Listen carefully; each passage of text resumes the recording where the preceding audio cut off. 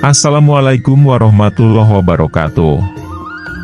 Palamitra anu dipihormat dina denget ayuna simkuring Mang Augustin masih medar dongeng dina carios Anjar Tepung Jeung Indung, karya Ahmad Rustandi. Neraskeun carios tina Anjar lawan Raja Bangsat masih karya Ahmad Rustandi. Beralah urang lajengkeun kana dongeng dina lalakon Anjar Tepung Jeung Indung bagian ke-13. Barang Anjar nepi ke tempat Matindriang sajos-josiun rek nubles keun badi kana genderongna. Anjar teu talangke, gancang luncak, tiga ulang Matindriang anu nyekel badi. Teya dipencet, pluk badina murak. Beh luhuriun tonggongna ku Anjar diketik, Matindriang leu-leus taya tangan pangawasa. Bisa jadi keurnu teu nyaho maah eta teh perbawa sihir. Padahal teu kitu, ahli main po anu geus manjing sarta asak latihanana, geus apal urat-urat mana anu mangrupa kunci keur ngalumpuhkeun jelema. Masanggi datang, kitu Dewi balat-balat Andi Burhanu opatan muruti hilir.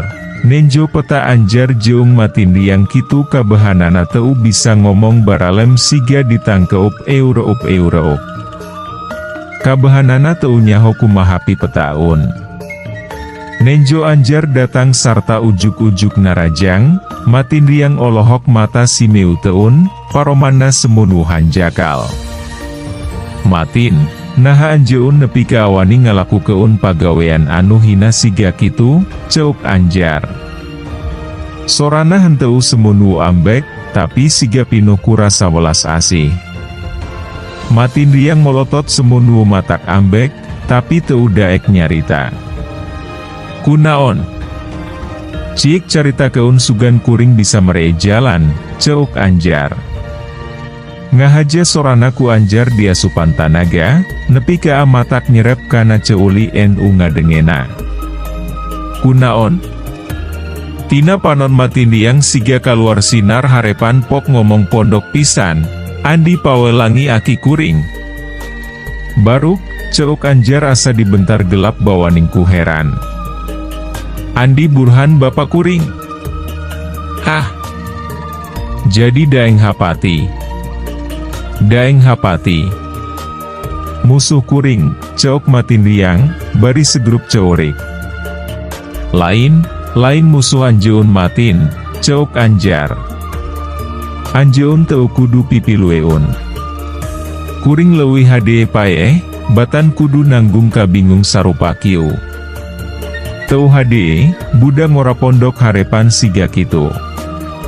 Cing carita keun kumaha laratanana, sugan jeung sugan kuring bisa nulungan, ceuk Anjar. Mimitina maah Matindriang teu daek pok. Malahan sababaraha kali nyebut keun mending paeh sakalian. Tapi lila-lila sanggeus diolo jeung di pepelingan, pok wae Matindriang nyarita keun laratanana. Si horeng pangakuan Matindriang teh satik ge teu salah. Enya manehna teh anakna Andi Burhan, anu ngahaja dipelak di imah daeng hapati. Nu dipalar, sangkan Matindriang bisa nyelidik nepi ke amana pangarti daeng hapati teh. Ku jalan kitu, Andi Burhan bisa sasadiaan kumaha kuduna ngayonan daeng hapati, lamun engke pareng adu hareupan. Saperti di luhur geus disebut keun kunyaah-nyaahna ka Matindriang, daeng hapati nepi ka ateu. Lebar-lebar nurun keun sababaraha jurus simpenanana. Ari cara melakna teh estu rikip pisan, siga pisan anu kabeneran teh. Sabenerna maah waktu baheula Matindriang hasil newak bangsat kuda tea, eta teh ukur sandiwara wungkul, anu lalakonna geus dirarancang ku Andi Burhan. Kulantaran jalana rikip sarta lantip siga kitu, kacurigaan daeng hapati ke Matindriang eweuh sanajan sacongo buuk ge. Sanggeus radarea jurus-jurus simpenan anu kapimilik ku Matindriang, mun manehna pareng kaluar sorangan, jurus-jurus ieu dipinton keun ka abapana. Nyaku sabab eta Andi Burhan nepi ka anyaho ngaran-ngaran jurus anu dikaluarkeun ku Daeng Hapati dina keur tarung tadi. Ari nu nepi keun surat tantangan ka Daeng Hapati, saha? Saha Dewi lamun lain Matin Riang.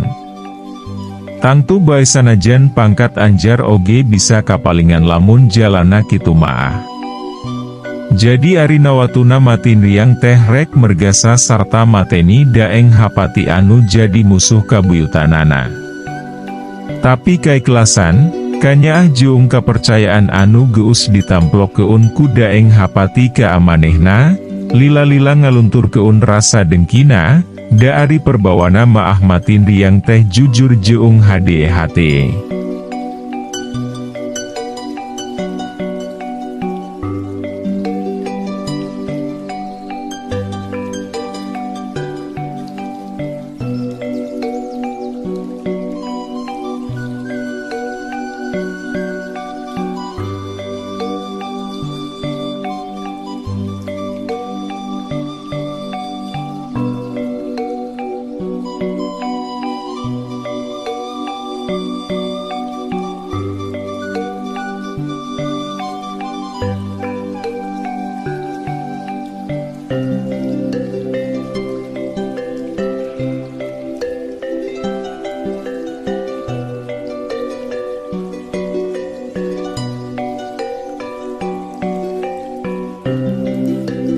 Teuku hanteu, Daeng Hapati teh boga anak, turnya ka adinya pisan kasih Matin Riang teh tamplokna.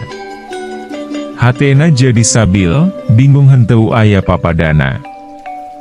Ras inget kana kahormatan turunanana, manehna dibeung biuratan ku kawajiban geusan nelasan Daeng Hapati. Ras kana kabagjaan hirupna, mun sakulawarga Daeng Hapati tumpur, di mana kasugemaan batin narek disangsangkeun? Upama geus hasil ditelasan, hartina tanggung jawab katurunanana geus lunas. Tapi mun seuk Daeng Hapati bobor karahayuan, tur eta teh kuleungeunna pisan, pisa kumaha unduangna hate pupujan atina. Batan kudu ngaraheutkeun hate pupujan atina, leuwih hade milih paeh sakalian. Sabalikna upama manehna ninggalkeun papancen kulawargana, malahan hahadean jeung musuhna, hartina manehna geus hianat, pisa kumaha kulawargana bakal ngalanat ka manehna.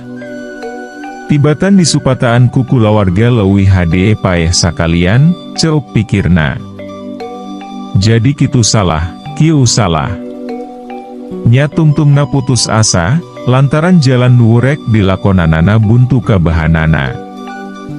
Nete semblek nincak semblak. Ngadingi carita Matin Riang kitu, anjar kitu Dewi Masanggi jeung balat-balat Andi Burhan nu opatan ngilu sabil, mangwatirkeun kana kaayaan Matin Riang. Anjar kasuat rasa tanggung jawabna, tanggung jawab geusan nyalametkeun Matin Riang, nyalametkeun Daeng Hapati, nyalametkeun Andi Burhan. Kumaha jalanna? Taya lian iwalti kudu misah anu keur tarung teya. Manehna nimbang-nimbang naha kira-kirana cukup pangartina keur misah anu tarung, padahal apan boh Andi Burhan boh Daeng Hapati duanana oge ahli-ahli silat anu hese neangan tandingna. Jeung Dewi, mun manehna bisa misah wungkul? Mun bisa misah ngan ukur keur saayuna wungkul kurang gede gunana, lantaran upama teu dileungitkeun bibit dengkina tangtu bakal tetep silih arah jeung silih kakalakeun anu akhirna tangtu bakal tarung Dewi. Cindekna mun sakadar misah maah, ngan ukur mindah keun waktu tarung wungkul. Jadi mun kitu atuh teu cukup ngan misah wungkul, tapi kudu nyapih dina harti ngarapih keun sarta ngaleungitkeun bibit dengkina teya. Anjar inget, boh Daeng Hapati, boh Andi Burhan duanana getaraat kana agama. Sigana nyayu pisan nu bisa dipakai cukang lantran. Sahenteuna upama geus aya dadasar agama nu kuat, sugan jeung sugan moal bedegong sarta bakal nampakana nasehat nu hade. Sang geus ngawawadian kaamatin riang sangkan ulah pondok harepan, sarta ngomat-ngomat kaama sanggi jeung balat-balat andi burhan sangkan ulah waka pipiluiun nanaon, jeleng anjar luncat kana pakalangan. Nu keur tarung anteng pada museur keun pikiranana. Lantaran mun balangah wisaatik tangtu bakal kabeunangan. Boh daeng hapati, boh andi burhan duanana pada ngagunakeun karikatan, di selangku ngadu tanaga. Keur nu lain ahli main po, nu katembong nganting kolebatna jeung ting siriwikna pedang awahingku kesit-kesitna. Anjar ngalengkah ka hareup. Manehna ngarti yen nu keur tarung keur museur keun pikiranana, tangtu moal maliree kana. Kayaan-kayaan di luar un pakalangan. Moal maliree nu kadenge, moal maliree nu katenjo, salian tinggi di keun gerak-gerik na musuh. Ku kitu upama ditanya ku sora biasa geus pasti nu tarung moal ngaliuk-liuk acaan. Anjar gancang narik napas. Kasup keun tanaga kana sora nurek di kedal keun, paman, laliren heula. Sorana biasa bae, tapi lantaran geus diasupan tanaga, kadengenan nongtoreng ngelesep kana ceuli nu keur tarung. Duanana ngarandek, sarta ngaliuk ka palebah datang nasora. Tapi ngan sakitu-kituna, geus kitu der tarung deui. Nepi ka atilu kali anjar nitah euro unteh, tapi unggal-unggal ngan saukur ngarandek, ngaliuk, der tarung dewi. Kaya kitu maah moal aya tungtungna, ceuk anjar dina jero hatena. Anca pisan anjar maju ngadeukutan nu keur tarung. Pakalangan lidik, ngadera lewo, padahal eta teh keusik anu cukup tewas. Kira-kira 5 lengkah dewi ke anu tarung, geus karasa ting hariupna angin, nepi ka baju anjar ngerap-ngerap siga katebak ku angin puyuh. Teuh, waktosna seet. Caak hanca.